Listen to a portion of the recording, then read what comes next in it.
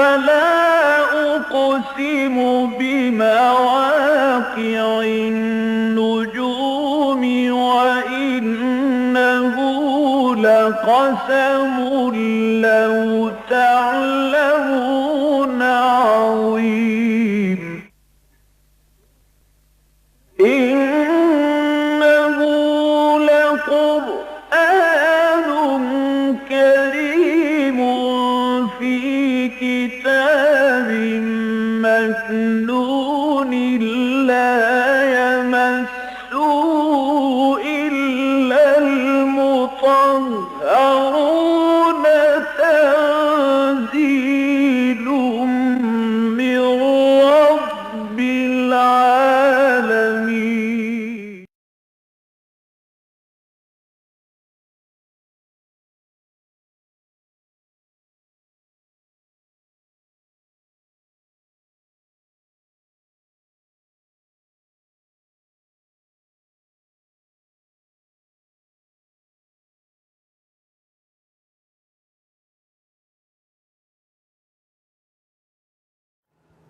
أعوذ بالله من الشيطان الرجيم. بسم الله الرحمن الرحيم. كذب أصحاب الأيكة المرسلين إذ قال لهم شعيب ألا تتقون إني لكم رسول أمين فاتقوا الله وأطيعون وما أسألكم عليه من أجر إن أجري إلا على رب العالمين أوفوا الكيل ولا تكونوا من المخسرين وزنوا بالقسطاس المستقيم ولا تبخسوا الناس أشياءهم ولا تعثوا في الأرض مفسدين واتقوا الله خلقكم والجبلة الأولين قالوا إنما أنت من المسحرين وما أنت إلا بشر مثلنا وإن نظنك لمن الكاذبين فأسقط علينا كسفا من السماء إن كنت من الصادقين قال ربي أعلم بما تعملون فكذبوه فأخذهم عذاب يوم الظلة إنه كان عذاب يوم عظيم إن في ذلك لآية وما كان أكثرهم مؤمنين وإن ربك لهو العزيز الرحيم وإنه لتنزيل رب العالمين نزل به الروح الأمين على قلبك لتكون من المنزلين بلسان عربي مبين صدق الله العظيم. رب اشرح لي صدري ويسر لي أمري واحلل عقدة من لساني يفقهوا قولي. اللهم ألهمنا رشدنا وأعذنا من شرور أنفسنا آمین یا رب العالمین. سورہ شعراء کا 10واں رکوع، سیکنڈ لاسٹ، جو آج ہمیں پڑھنا ہے۔ یہ بات بارہا بیان بھی ہوتی رہی کہ یہ سورہ مبارکہ اس حوالے سے بڑی یونیک صورت ہے کہ ایک ایک رکوع میں کئی رسولوں کا ذکر ہے۔ حضرت موسیٰ علیہ السلام کا ذکر تو بڑا طویل ہے، 3 رکوعوں پر مشتمل۔ پھر حضرت نوح علیہ السلام کا ذکر ہے، حضرت ابراہیم علیہ السلام کا ذکر ہے، پھر حضرت لوط علیہ السلام کی جو ہم نے آخری آیات پڑھی تھی، پھر حضرت ہود علیہ السلام کا ذکر ہے، حضرت صالح علیہ السلام کا ذکر ہے، اور وہ آیہ مبارکہ کہ جو ہر نبی اور رسول کی ذکر کے اختتام پر آتی، ان فی ذلک لآیہ وما کان اکثرهم مؤمنین وان ربک لہو العزیز الرحیم۔ یہ رکوع جو حضرت شعیب علیہ السلام کے ذکر پر ہے، اس سے پہلے کہ اس پر کوئی ذکر میں باقاعدہ اس کا جو ہے درس شروع کروں، ایک اعتبار سے مزید چاہتا ہوں کہ چند باتیں آپ کے علم میں لے آؤں۔ جن نبیوں اور رسولوں کا ذکر کیا گیا ان کے ہاں جس قسم کی برائی، ایک تو بت پرستی نامی شے ہے جو ہر قوم میں موجود رہی، اور اس کے بارے میں ایک روایت بھی موجود ہے۔ ایک حدیث میں نبی اکرم صلی اللہ علیہ وسلم نے ارشاد فرمایا کہ بت پرستی والا معاملہ جو ہے حضرت نوح علیہ السلام کے بعد شروع ہوا، بلکہ یہ کہ انہی کے دور میں ان کے ہاں جو اولیاء اللہ ہو گزرے ہیں، جو کوئی اللہ والے تھے، ان کی شبیہیں یہ بیان بنا لیا کرتے تھے، اپنے گھر کی دیواروں پر عمارات بنائیں، ان کے اندر بہت بڑی شبیہ جو ہے کسی ایسے شخص کی کہ جو ان کے ہاں، ان کے خاندان میں جو ہے کوئی ولی اللہ سمجھا جاتا تھا، اور جب ان سے سوال کیا جاتا تھا کہ یہ شبیہیں تم کیوں بناتے ہو، تو جواباً وہ کہتے یہ تھے کہ ہم اصل میں انہیں دیکھ کر ان اللہ والوں کو یاد کرتے ہیں، اور اللہ والوں کو یاد کرنے سے ہمیں اللہ یاد آ جاتا ہے۔ یہ ایک منطق تھی کہ جو وہ پیش کرتے تھے۔ لیکن پھر حضرت نوح علیہ السلام ہی کے دور میں وہ شبیہیں جو ہیں وہ باقاعدہ پھر بتوں کی شکل میں تبدیل ہو گئیں۔ ان میں سے ایک بت کا نام ود بھی تھا، ایک کا سواع بھی تھا، ایک یغوث بھی تھا، ودم ولا سواع ولا یغوث ویعوق ونسر، اسی طرح یعوق اور نصر، ان کے 5 جو دیوتا تھے یا جن کے نام پر انہوں نے بت بنا رکھے تھے، ان کا ذکر تو قرآن میں موجود ہے۔ اور اس کے بعد یہ لعنت وہ ہے کہ جو ہر قوم میں موجود رہی، وہ ہے کہ بت پرستی والی شے جو ہے وہ تو ان تمام قوموں جن کا ذکر ہم نے پڑھ لیا، قوم عاد ہے، قوم شعیب ہے، قوم لوط ہے، حضرت ابراہیم علیہ السلام کی قوم ہے، بت پرستی تو موجود رہی۔ لیکن یہ کہ اور بہت سی نجاستیں ایسی تھی کہ جو آہستہ آہستہ ان کے اندر جو ہے انہوں نے جڑیں جمانا شروع کر دی۔ 3 رکوع حضرت موسیٰ علیہ السلام کے ذکر پر تھے۔ حضرت موسیٰ علیہ السلام کا جو عہد ہے، اس وقت فرعون جو خدائی کا دعوے دار تھا، جسے آپ کہہ سکتے ہیں کہ سیاسی اعتبار سے جو بدترین شرک ہو سکتا تھا، وہ قوم فرعون میں موجود، حکومت میری ہوگی، حکم کا اختیار میرے پاس ہوگا، ھذہ الانہار تجری من تحتی۔ اس کے بعد پھر ہم نے دیکھا کہ حضرت ہود علیہ السلام کا ذکر جو قوم عاد کی طرف بھیجے گئے، ان کے ہاں یہ برائی جو ہے اس کا ذکر انہی آیات میں ہم نے پڑھا کہ جہاں کوئی اونچی جگہ دیکھتے تھے تو اپنے لیے کوئی یادگار بنا لیا کرتے تھے، کوئی عالی شان حویلی بنا لی، قلعہ تعمیر کر لیا، اس لیے کہ ہر شخص کو یہ تو معلوم ہے کہ میں نہیں رہوں گا لیکن میرے بعد میرا نام تو باقی رہے نا۔ احرام مصر نام کی چیز جو ہے آج آپ کو نظر آ جائے گی جگہ جگہ۔ وہ 3 بڑے بڑے احرام تو وہ ہیں نا جو عام طور پر ایک ہی سنیپ کے اندر، ایک ہی فوٹوگراف کے اندر جو ہے ان کو ایک لائن میں لے لیا جاتا ہے، ورنہ اور بہت سے احرام ہیں۔ اسی طرح پھر حضرت صالح علیہ السلام جس قوم کی طرف بھیجے گئے تھے، ان کے ہاں ایک نئی شے جو ہے وہ اختیار کر لی گئی کہ پہاڑوں کو چھید کر، کھود کر ان میں اپنے لیے قلعے تعمیر کر لیے، جن میں بہت ہی سہولتیں بھی تھیں، بڑی آسائشیں بھی تھیں، زندگی کی ہر آسائش وہاں موجود ہو، پہاڑوں کو کھود کر۔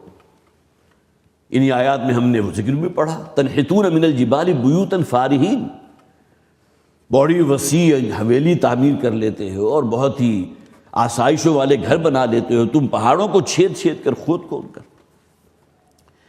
اسی طرح پچھلی مرتبہ جو ہم نے پڑھا تھا اس میں قوم لوط کا ذکر تھا، گویا کہ اخلاقی برائیوں میں جو کوئی بدترین ہو سکتی ہے، معاشرتی برائیوں میں، اس کا سمبل ہے قوم لوط، اور ان پر پھر تو وہ عذاب آیا تھا جو آخری آیات ہم نے پچھلی مرتبہ پڑھی تھی کہیں قرآن میں مؤتفقات کہا گیا کہ وہ بستیاں جنہیں اللہ تعالیٰ نے بڑی بلندی پر اٹھا کر نیچے پٹخ دیا.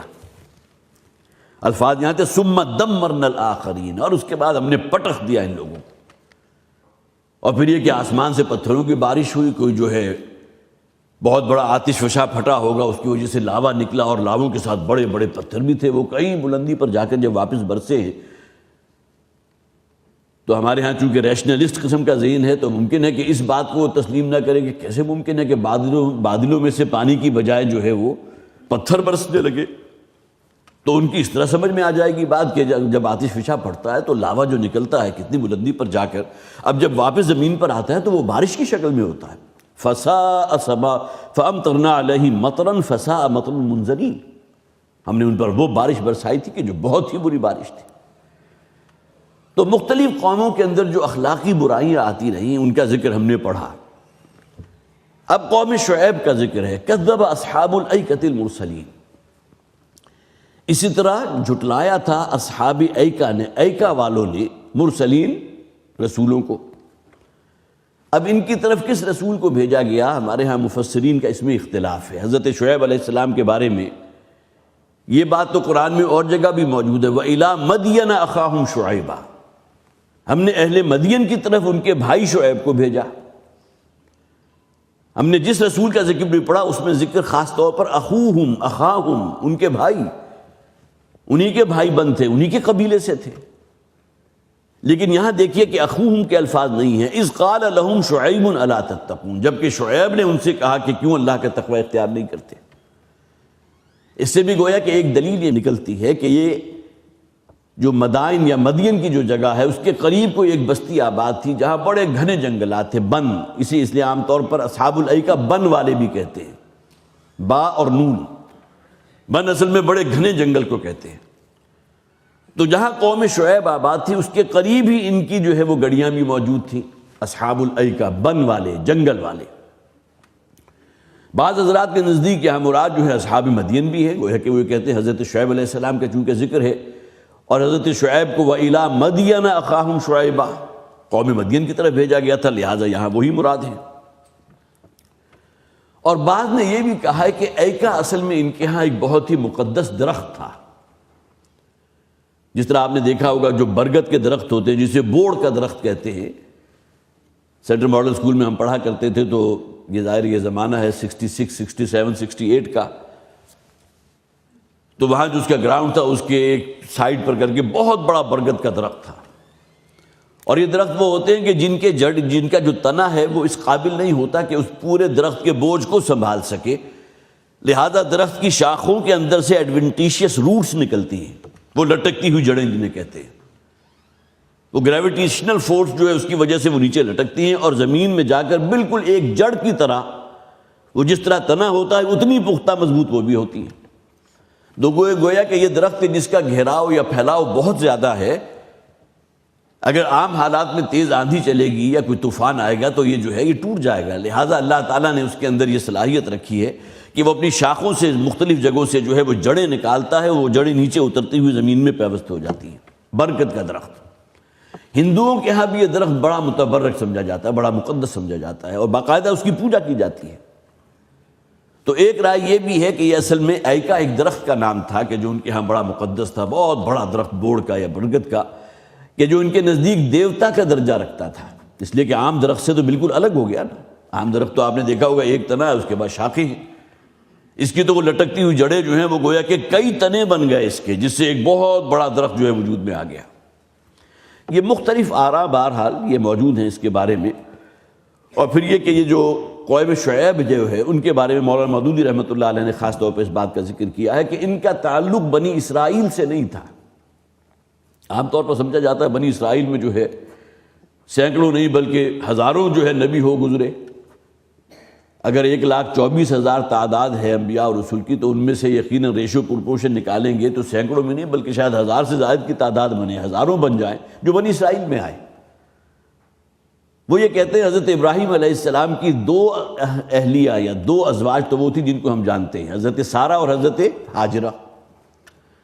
حضرت ہاجرہ کے بدن سے حضرت اسماعیل علیہ السلام ہیں، جن سے گویا کہ بنی اسماعیل، حضرت اسماعیل کے بعد سے لے کر نبی اکرم صلی اللہ علیہ وسلم تک تقریباً 2000 برس کا فصل وہ ہے کہ جس میں کوئی نبوت اور رسالت نہیں، بلینک ایریا ہے، نسل چل رہی ہے، لیکن اللہ تعالیٰ نے اس نسل میں سے کسی کو نبوت یا رسالت کے لیے منتخب نہیں فرمایا، حضرت اسماعیل سے لے کر نبی اکرم صلی اللہ علیہ وسلم تک۔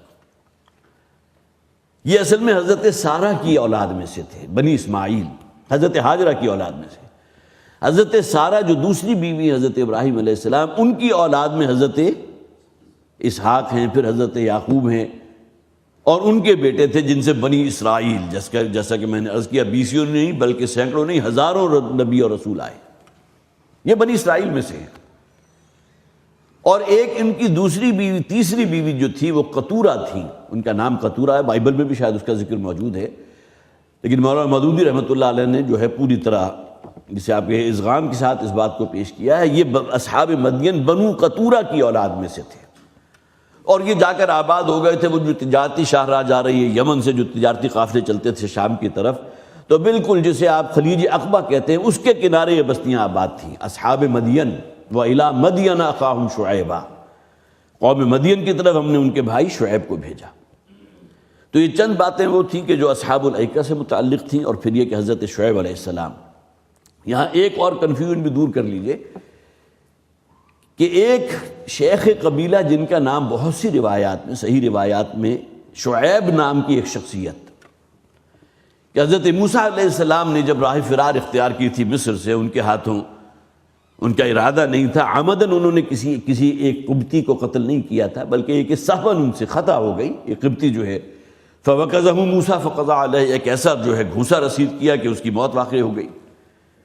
اب اس خوف کی وجہ سے وہاں سے مصر سے نکلے، اور اب انہوں نے جو رستہ اختیار کیا وہ مدین کی طرف کا تھا۔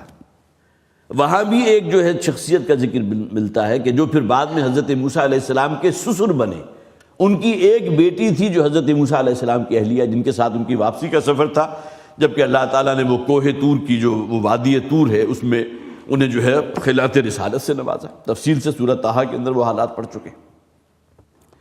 تو گویا کہ حضرت شعیب علیہ السلام یہ جو مدین کی طرف بھیجے گئے تھے یہ بالکل الگ ہیں، اور وہ جو شیخ قبیلہ تھے حضرت موسیٰ علیہ السلام کے دور میں، ان کا معاملہ بالکل الگ ہے۔ وہ شیخ قبیلہ، ان کا نام شعیب تھا، روایات میں شعیب آتا ہے، تفاسیر میں بھی ذکر ہے شعیب کا۔ انہی کی بیٹیاں تھیں جن میں سے ایک بیٹی کی پھر نکاح جو ہے حضرت موسیٰ علیہ السلام کے ساتھ ہوا تھا۔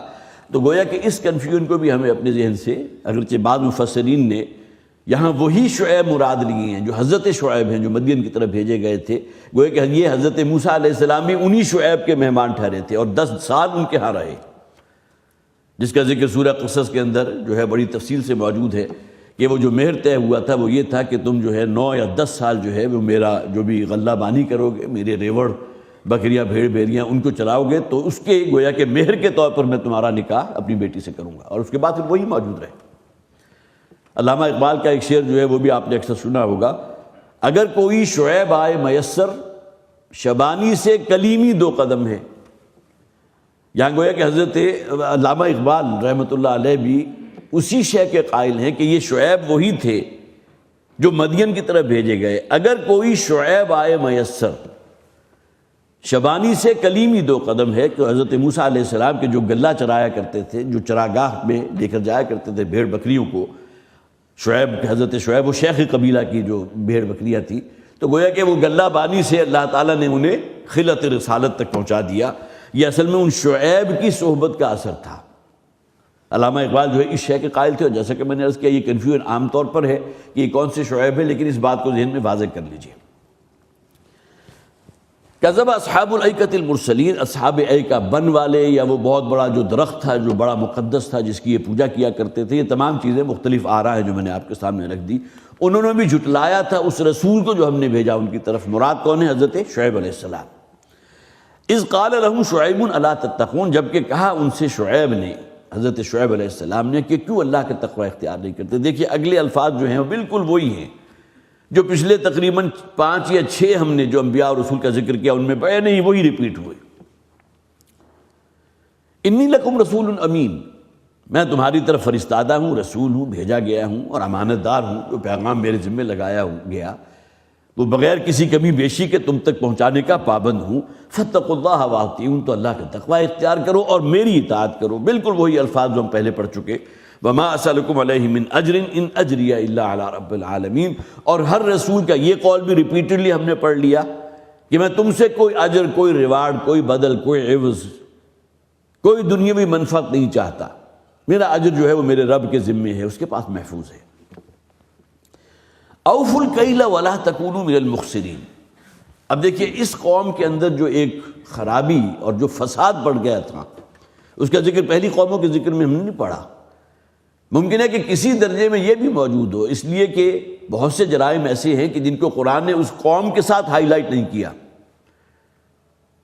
جس طرح قوم لوط کے اندر جو خباثت موجود تھی اور کسی رسول کا ذکر کرتے ہوئے اس کا ذکر نہیں ہے، لیکن اس کے معنی یہ نہیں کہ کسی اور رسول کے عہد میں بھی یہ جرم کہیں موجود ہی نہیں تھا۔ بعض آراء تو یہ ہے کہ پہلی مرتبہ یہ گناہ جو ہے اس کے ایجاد کرنے والے حضرت لوط علیہ السلام کی قوم کے سدوم اور عامورہ کی بستیوں کے رہنے والے تھے۔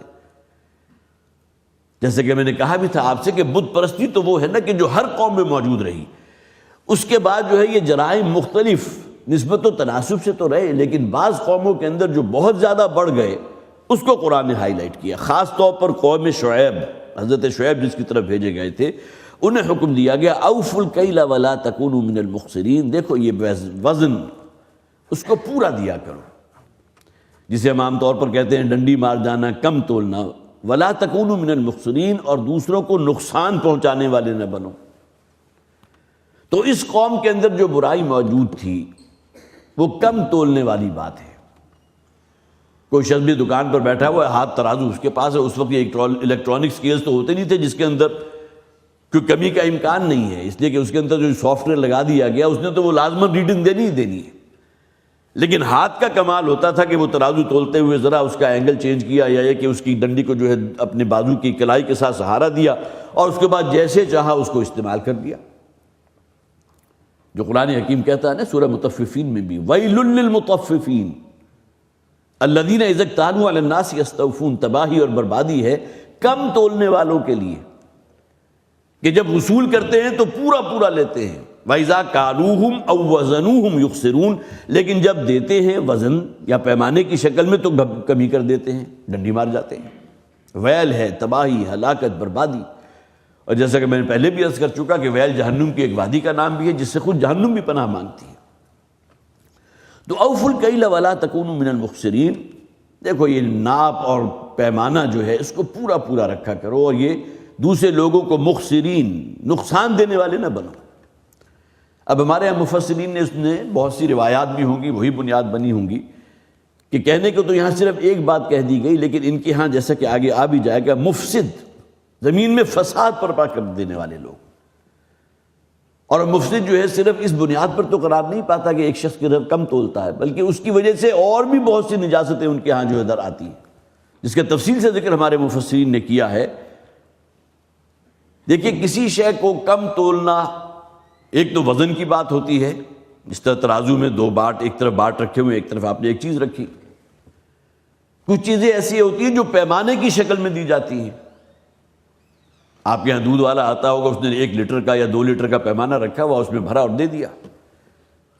اور عام طور پر جو یہ ذہنیت رکھنے والے ہوتے ہیں، جو کم مال دینے کے جو ہے وہ گویا کہ رسیا ہوتے ہیں، تو اس پیمانے کے اندر کوئی جو ہے ڈنٹ ڈال دیتے ہیں یا اس کے پیندے کو تھوڑا سا اوپر کر دیتے ہیں، جس کی وجہ سے جو 1 لیٹر پیمانہ ہوتا ہے 1000 سی سی، اس کی بجائے 900 سی سی آ جاتا ہے، اس لیے کہ 100 سی سی جو ہے وہ نیچے سے پیندے میں انہوں نے جو ہے اس کو دبا کر اور ڈنٹ دے کر وہ کسر وہاں پوری کر لی۔ اسی طرح تولنے کے اندر جو وہ گڑبڑ کہتے ہیں، تو گویا کہ یہ دونوں چیزیں، اور بعض چیزیں وہ ہوتی ہیں جو ناپ میں آتی ہیں۔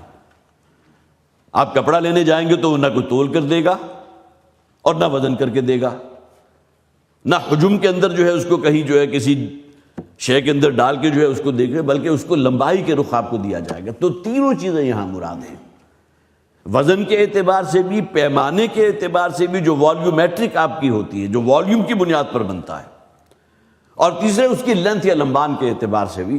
تو تینوں اعتبارات سے جب بھی معاملہ ہوگا ناانصافی کا یا ظلم کیا، تو وہ اسی کھاتے میں آئے گا، وَأَوْفُوا الْكَيْلَ وَلَا تَكُونُوا مِنَ الْمُخْسِرِينَ۔ وزنوا بالقسطاس المستقیم. اب دیکھیے اس کی بہت سی صورتیں ہیں، اور آج اس زمانے میں ہم سانس لے رہے ہیں تو اس میں تو آپ کو معلوم ہے کہ ایسی ایسی چیزیں سامنے آ رہی ہیں. آپ ٹریس بیک کریں گے تو گناہ وہی ہے جس کا آغاز ہوتا ہے کم تولنے سے، کم ناپنے سے، کم دینے سے، دوسرے کو نقصان پہنچانا، اپنا زیادہ سے زیادہ نفع حاصل کرنا. اس میں سب سے بڑی شے کیا ہے؟ ملاوٹ کر دینا. کوئی شے آپ جو ہے وہ خرید رہے ہیں، فرض کیجئے گھی ہے یا آئل ہے، وہ 150 160 روپے لیٹر، اور اس کے اندر چربی ملا دی. وہ چربی جو بڑے بڑے کنستروں کی شکل میں آتی ہے، جس کے بارے میں یہ بھی معلوم نہیں ہوتا کہ وہ چربی جو ہے واقعتاً کسی حلال جانور کی بھی ہے بھی یا نہیں ہے، کسی زندہ کی ہے کہ مردار کی ہے. اب یہ چیزیں تو ہمارے ہاں اتنی عام ہو چکی ہیں، آج سے شاید 50 برس پہلے اس کا تصور نہیں تھا. جو انسانی صحت کے لیے انتہائی مضر چیزیں ہیں، اب چربی کی ملاوٹ کس میں ہو رہی ہے؟ کوکنگ آئل کے اندر، بناسپتی گھی کے اندر. اسی طرح لکڑی کا برادہ ہے، اس کو رنگ کر جو ہے مرچوں کے اندر بھی شامل کر دیا گیا، کوئی دھنیا میں بھی شامل کر دیا گیا. کس لیے؟ تاکہ جو قیمتی شے ہے جب وزن کریں گے تو اب اس میں فرض کیجئے 80% تو وہ دھنیا ہے یا سرخ مرچ ہے، لیکن 20% یہ برادے کی شکل میں ہلکی چیز شامل کر لی. یہ تمام چیزیں نشاندہی کس طرف کرتی ہیں کہ اللہ پر ایمان نہیں ہے، آخرت پر ایمان نہیں ہے، مرنے کے بعد کی زندگی جواب دہی. یہ ملاوٹ کے حوالے سے تو احادیث موجود ہے، من غش فلیس منا، جو شخص بھی تم میں سے ملاوٹ کرے گا اس کا مجھ سے کوئی تعلق نہیں. اب یہ چیزیں اتنی عام ہو چکی ہیں. اسی طرح عیب دار چیزوں کو بیچ دینا. آپ چلے جائیں کوئی چیز لینے کے لیے، جو اوپر جو چیز سجا کر رکھی ہوگی وہ بڑی خوبصورت ہوگی، بڑی اچھی ہوگی، لیکن جس طرح وہ ریڑھی والا ہے، دکاندار بیٹھا ہوا ہے، وہاں گندا مال موجود ہے. آپ بڑی ہمت کر کے کوئی اچھی چیز اس کو دے بھی دیں گے تو اسی دوران میں وہ 4-5 چیزیں جو ہیں جو انفیریئر کوالٹی کی وہ بھی اس میں ڈال دے گا. جبکہ نبی اکرم صلی اللہ علیہ وسلم کی نے بڑی سخت وعید کی ہے اس شخص کے لیے کہ جو صحیح مال اوپر رکھتا ہے اور نیچے اس کے عیب دار مال ہے، اور جب تولتا ہے تو دونوں کو ایک ہی پیمانے میں تولتا ہے. یہ عیب وادش ہے کہ جس کو ٹھیک ہے آپ کسی کو بتا کر دیں کہ بھی اس کے اندر یہ عیب ہے، صحیح چیز کی قیمت یہ ہے، اس عیب والی کی قیمت اس سے اتنی کم ہے. اب گویا کہ یہ اللہ پر ایمان اور آخرت پر ایمان کے مطابق ہوگی یہ بات. لیکن اگر آپ نے اس کو گڑمڑ کر دیا اور دکھانے کے، جسے عام طور پر کہا جاتا ہے کہ ہاتھی کے دانت جو ہیں دکھانے کے اور ہوتے ہیں، کھانے کے اور ہوتے ہیں، لہذا لوگوں کو دکھانے کے لیے اوپر تو وہ چیز رکھی ہوئی ہے کہ جو بہت ہی لوگوں کو اٹریکٹ کرنے والی ہے، لیکن اپنی سائڈ پر یا نیچے وہ چیزیں موجود ہیں کہ جو عیب دار ہیں. اسی طرح جھوٹی قسمیں کھانا، اپنا مال بیچنے کے لیے، اس لیے کہ گاہک جو ہے وہ تو اعتبار اس وقت کرے گا نا کہ جب دکاندار کوئی قسم کھائے گا. جھوٹی قسمیں کھا کر مال بیچ رہے ہیں، عیب دار شے ہے لیکن قسم کھا رہے ہیں اس بات کے اوپر اس کے اندر کوئی عیب نہیں ہے. اور یہ چیز تو آپ کے بھی مشاہدے کی بھی ہے کہ دکاندار قسم کھا کر کہے گا کہ میری قیمت خرید اللہ گواہ ہے یہ ہے. اب جو بھی شخص ہے جو آپ سے لینے کے لیے آیا وہ کچھ نہ کچھ منافع تو اس کا رکھے گا نا. لیکن اگر اس نے اس کی بنیاد، اس سودے کی، اس بے کی بنیاد ہی جھوٹ کو، جھوٹی قسم کو بنا دیا تو گویا کہ وہ تو اپنے لیے حرام جمع کر رہا ہے. جھوٹی قسموں کی بنیاد پر، جھوٹ کی بنیاد پر. اسی طرح ملاوٹ، پھر مصنوعی قلت پیدا کر دینا، ذخیرہ اندوزی کر دینا، چور بازاری.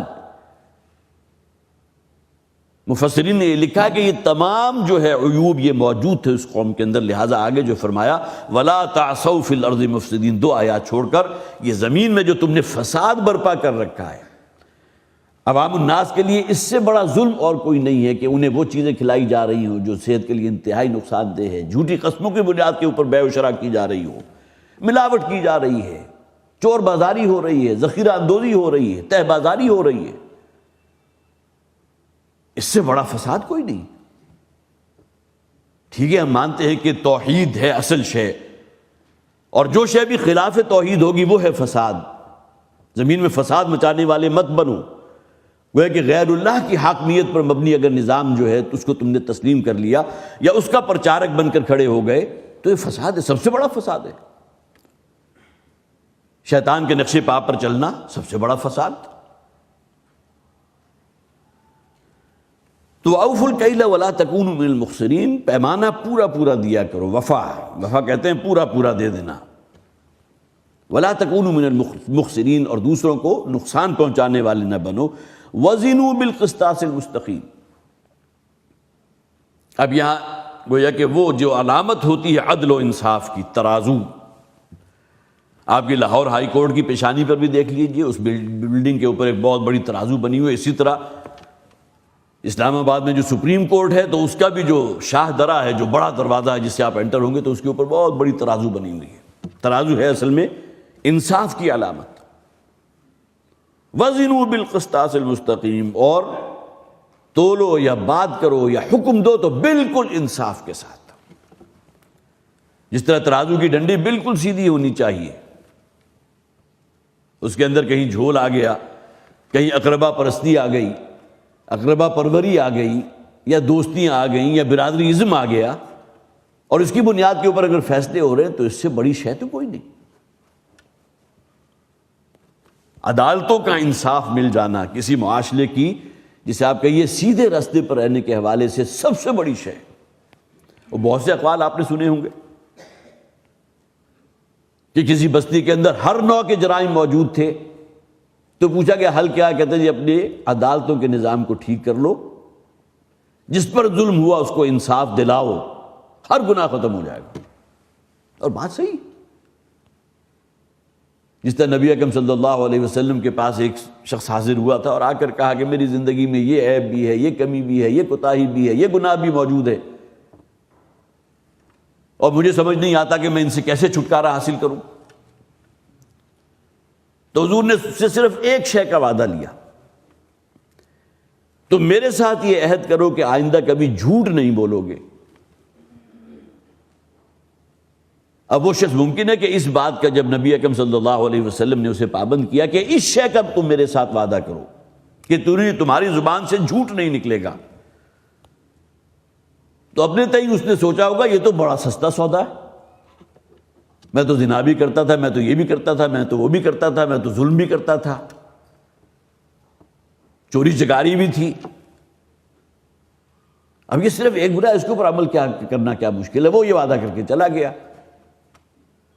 کچھ عرصے کے بعد جب نبی اکرم صلی اللہ علیہ وسلم سے جب اس کی ملاقات ہوئی تو اب اس نے کہا جی کہ اس ایک وعدے کی وجہ سے ہر گناہ مجھ سے چھوٹ گیا، اس لیے کہ جب میں نے وعدہ کر لیا اپنے آپ سے کہ میں جھوٹ نہیں بولوں گا، تو اب کوئی شخص اگر میرے کسی گناہ کے عمل کے بارے میں سوال کرے اور میں اب پابند ہوں اس بنیاد پر کہ آپ سے وعدہ کر چکا، اب لہٰذا اس کی وجہ سے وہ جو گناہ جو ہے وہ پت جھڑ جو ہوتا ہے، خزاں میں جس طرح پتے جھڑتے ہیں اس طرح وہ اس کے دامن سے وہ گناہ چھوٹتے چلے گئے، صرف ایک بات پر عمل کرنے کی بنیاد پر۔ اسی طرح نبی اکرم صلی اللہ علیہ وسلم سے سوال کیا گیا تھا ایک موقع پر کہ حضور مجھے تو کوئی ایک بات ایسی ارشاد فرما دیجئے کہ جس کو اگر میں حرز جان بنا لوں، اس پر عمل پیرا ہو جاؤں تو سیدھا جنت میں داخل ہو جاؤں۔ تو حضور نے کیا فرمایا تھا؟ قل آمنت باللہ ثم استقم، تم کہو کہ میں ایمان رکھتا ہوں اللہ پر، اور اس کے بعد اس پر جم جاؤ۔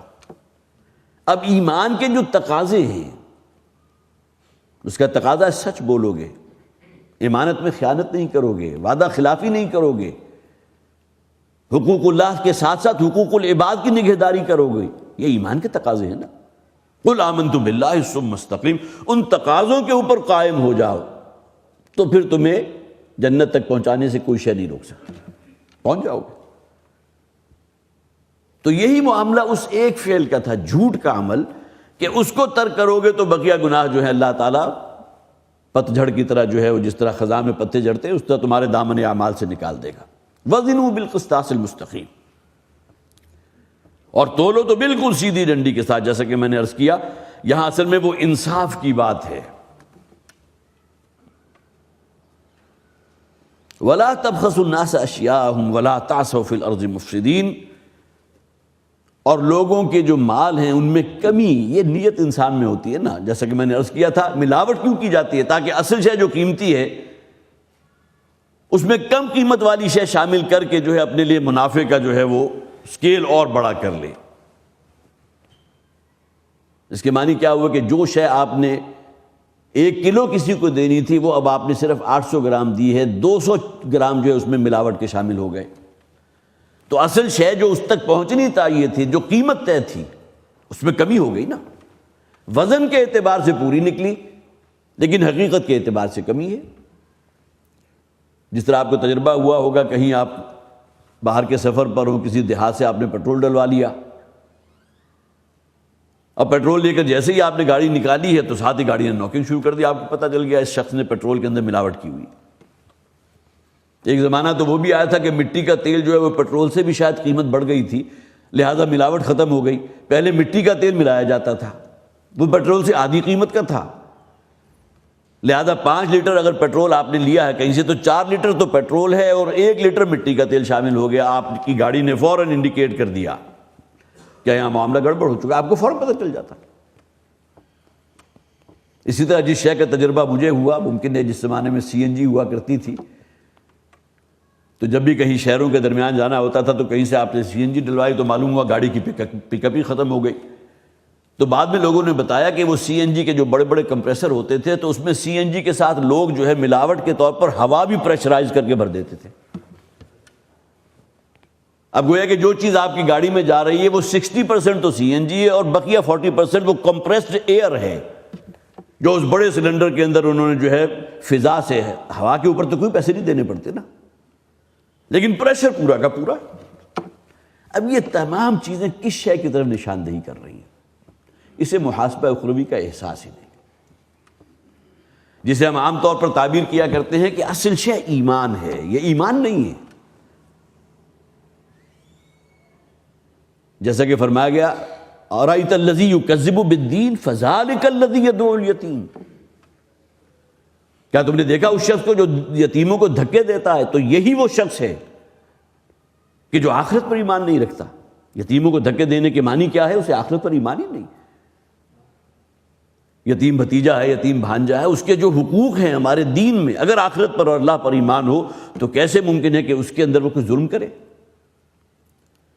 تو اللہ تعالیٰ نے تو فتویٰ دے دیا کہ اس کو تو آخرت پر ایمان ہی نہیں ہے۔ یہی وہ تمام چیزیں ہیں جو اس قوم میں بھی موجود تھی۔ کم تولنا ہے، ناپنا ہو، وزن کرنا ہو، پیمانا ہو، پھر عیب دار چیزیں فروخت کرنی ہیں، پھر یہ کہ جھوٹی قسمیں اور جھوٹ کی بنیاد پر اپنے کاروبار کو آگے بڑھانا ہے، پھر ملاوٹ کرنا ہے، مصنوعی قلت پیدا کر دینی ہے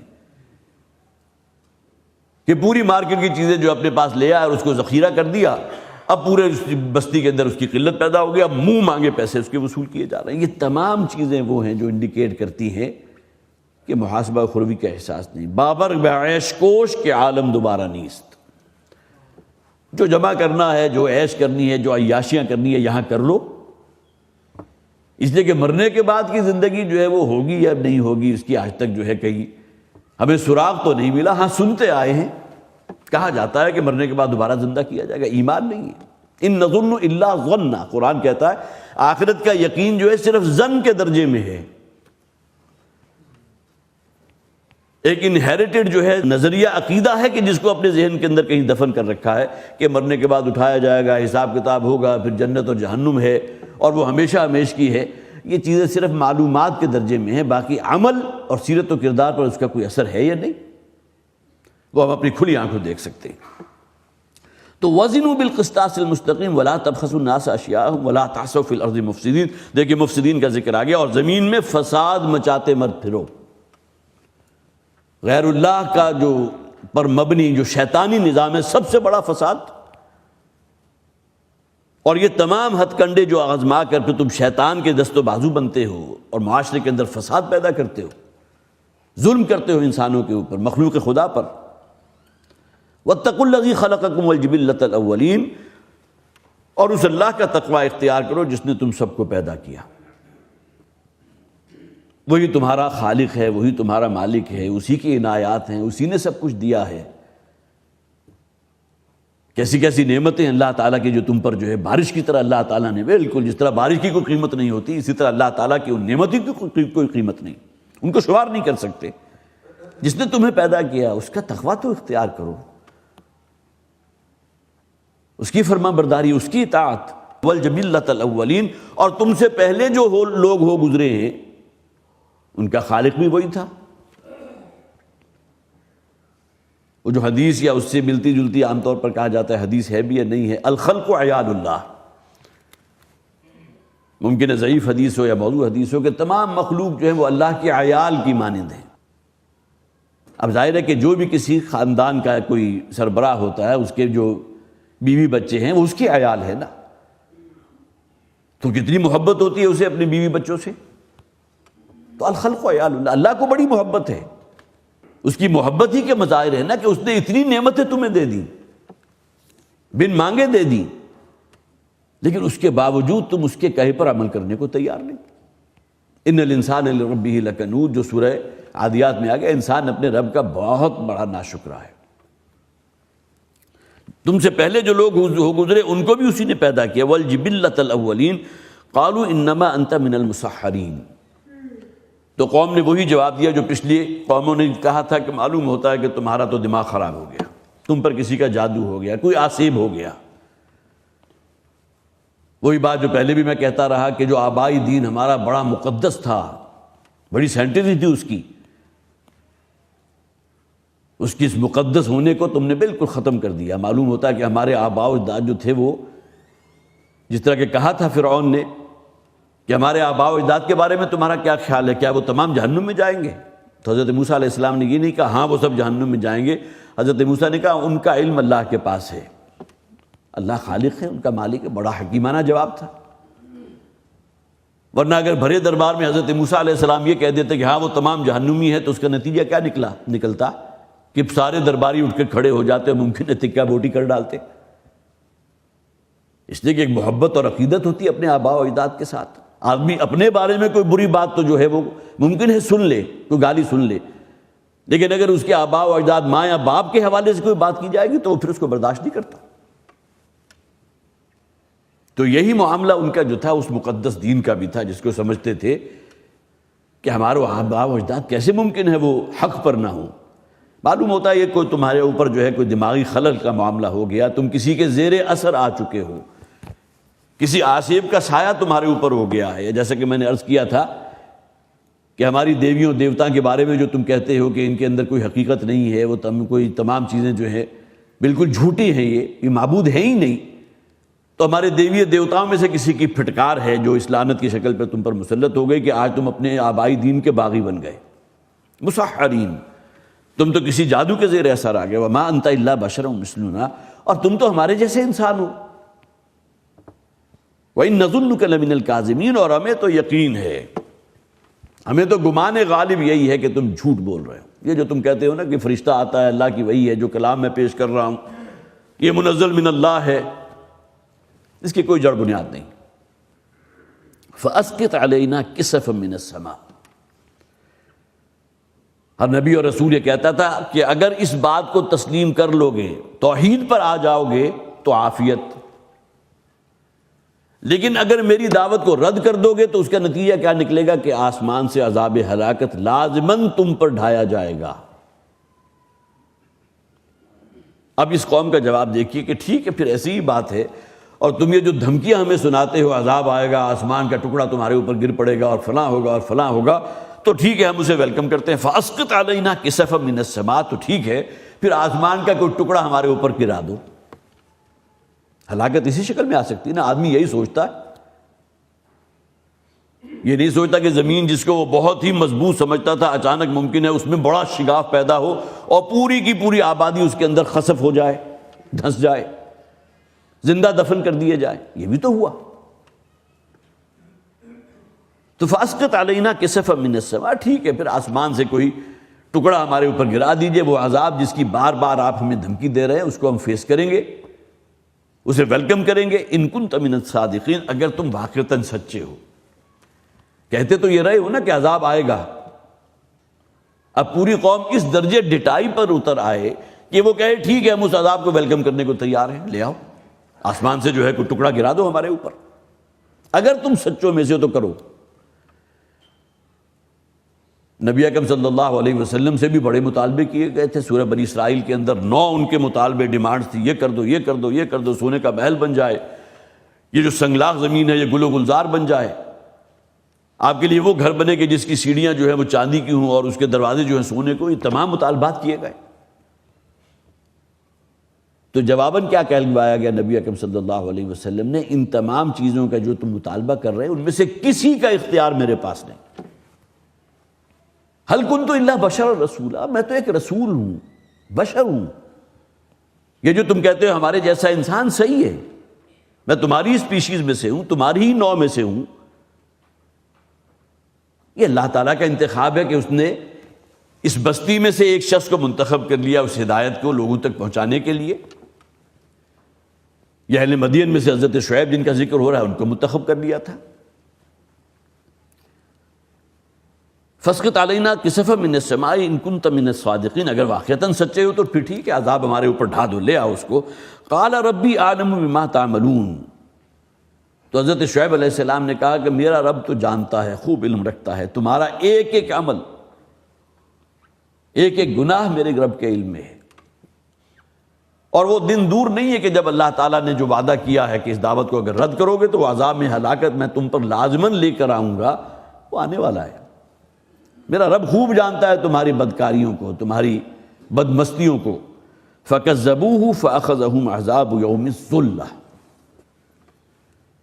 پھر گویا کہ اتمام حجت ہو گیا، رسول نے بات پہنچا دی، قوم ٹس سے مس ہونے کو تیار نہیں ہوئی، جیسا کہ پہلی قوموں کے احوال و واقعات ہم نے پڑھے، تو انہوں نے رد کر دیا۔ فَكَذَّبُوهُ، شعیب کو جھٹلا دیا، اس بات کو رد کر دیا۔ فَأَخَذَهُمْ عَذَابُ يَوْمِ الظُّلَّةِ، اور پھر ہم نے انہیں پکڑا ایک ایسے عذاب سے کہ جو اس دن آیا جب کہ ان پر ایک بہت بڑا سائبان طاری کر دیا گیا۔ اب مختلف روایات ہیں کہ یہ عذاب کی شکل میں تھا، بعض روایات یہ بھی ہیں کہ اس کی کیفیت کیا ہے اس کو ہم سوچ نہیں سکتے۔ یوم الظلہ، ذل کہتے ہیں سائے کو، تو سایہ کسی سائبان کا ہوتا ہے نا، اوپر آسمان پر اگر سورج ہے تو کوئی سائبان ہوگا تو نیچے سایہ ہوگا۔ اب یہ سائبان کس شے کا تھا؟ بعض روایات ہیں اور بعض مفسرین نے اس کا ذکر بھی کیا، بلکہ تفسیر عثمانی میں جو ہے اس میں باقاعدہ الفاظ موجود ہیں کہ سائبان ایک گہرے بادل کی طرح ان پر آیا اور اس میں سے پانی کی بجائے آگ برسنے لگی۔ ایک اور مقام پر ہے کہ جب بادلوں کی گھٹا آئی ہے اور کچھ جو ہے ہوائیں چلنے لگی تو قوم نے بڑی خوشی کے شادیانے بجائے، اب یہ جشن کا دن بن گیا، معلوم ہوتا ہے بارش ہوگی، خوب ادھم مچے گا، اور پھر یہ کہ ہماری پیاسی زمین بھی جو ہے وہ سیراب ہو جائے گی، ہماری زمین جو ہے وہ سونا اگلے گی۔ ان بدبختوں کو معلوم نہیں تھا کہ جس کو وہ گھٹا سمجھ رہے ہیں وہ اللہ کا عذاب ہے۔ اور یہ تو نبی اکرم صلی اللہ علیہ وسلم کا معمول تھا کہ جب کچھ تیز بارش اور کڑک بادلوں کی بھی اور پھر بجلی کی چمک چندھیا دینے والی وہ جب ہوتی تھی تو حضور صلی اللہ علیہ وسلم پریشان ہو جایا کرتے تھے، کہیں اسی کے پردے میں اللہ کا عذاب نہ آ رہا ہو، اس لیے کہ قوم تو رد کر چکی میری دعوت کو، 13 برس ہو گئے مکہ میں رہتے ہوئے، کتنے لوگ ایمان لائے۔ تو بہت سی روایات ہیں کہ آپ کے اوپر گھبراہٹ طاری ہو جایا کرتی تھی، کہیں اللہ کا عذاب۔ بظاہر یہ بارش جو ہے بڑی خوش آئند ہے، لیکن اس کے پس پردہ کیا ہو رہا ہے کچھ نہیں کہہ سکتے۔ تو کوئی سائبان تھا، کوئی دھواں تھا، بعض نے یہ بھی تعبیر کی ہے کہ جس علاقے میں رہتے تھے، جیسے کہ میں نے عرض کیا خلیج عقبہ کے قریب مشرق کا علاقہ تھا، تو وہاں کوئی آتش فشاں پھٹا ہے اور اس کی وجہ سے وہ جو سائبان لاوے کا ہوتا ہے بہت بڑا، جو کئی 100 کلومیٹر کا جو ہے دائرے پر محیط ہوتا ہے، اور اس میں سے پھر لاوا جو ہے وہ جسے آپ کہیے کہ پگھلی ہوئی آگ یا پگھلی ہوئی دھاتیں ان کے اوپر برسائی جاتی ہے۔ یہ کوئی بھی شکل ہو سکتی ہے۔ یوم الظلہ، قرآن نے صرف یہاں الفاظ کے یوم الظلہ، اور اس کی تعبیریں دونوں ہو سکتی ہیں کہ وہ گالی گھٹا جسے سمجھتے تھے بڑی جو ہے ابر رحمت برسے گا، اس میں ابر رحمت کی بجائے آگ ان پر برسائی گئی۔ انہ کان عذاب یوم عظیم، یقیناً یہ اس بڑے دن کا عذاب تھا، بہت، جسے آپ ایام اللہ کہتے ہیں، وہ دن میں جو اللہ تعالیٰ جن میں اپنی ان قوموں کو ہلاک کیا۔ ان فی ذلک لآیہ، یقیناً اس میں بڑی نشانی ہے۔ وما کان اکثرهم مؤمنین، لیکن لوگوں کی اکثریت ایمان لانے والی نہیں۔ وان ربک لہو العزیز الرحیم، اور یقیناً اے نبی صلی اللہ علیہ وسلم آپ کا رب ہے زبردست اور بہت رحم فرمانے والا۔ یہ وہی آیات ہیں جو ہر رسول کا ذکر جہاں ختم ہوتا تھا قوم کی تباہی اور بربادی، گویا کہ وہ قضیہ پاک کر چکا ہوا، یہ جو اس زمین کی نجاست ہے دور ہو چکی، اس کے بعد یہ جو ہے 2 آیات، ان فی ذلک لآیہ وما کان اکثرهم مؤمنین وان ربک لہو العزیز الرحیم۔ تو حضرت شعیب علیہ السلام، یہ جو ہم نے 10واں رکوع پڑھا ہے، اس میں بڑی تفصیل کے ساتھ 9 رسولوں کا ذکر ہم نے پڑھ لیا۔ اب یہ آخری رکوع جو خاصا طویل ہے، اب اس کا آغاز ہوتا ہے نبی اکرم صلی اللہ علیہ وسلم سے، واحد کے صیغے میں خطاب سے۔ انشاءاللہ اس پر اگلی مرتبہ گفتگو ہوگی۔ اللہ تعالی ہمارے اندر حقیقی ایمان پیدا فرمائے۔ پہلی قوموں کا جو ذکر کیا گیا اس کے آئینے میں ہمیں اللہ تعالیٰ جو ہے وہ ایک نصیحت، اور پھر یہ کہ اس کے آئینے میں اپنا رخ متعین کرنے کی توفیق عطا فرمائے۔ بارک اللہ لی ولکم فی القرآن العظیم ونفعنی وإیاکم بالآیات والذکر الحکیم۔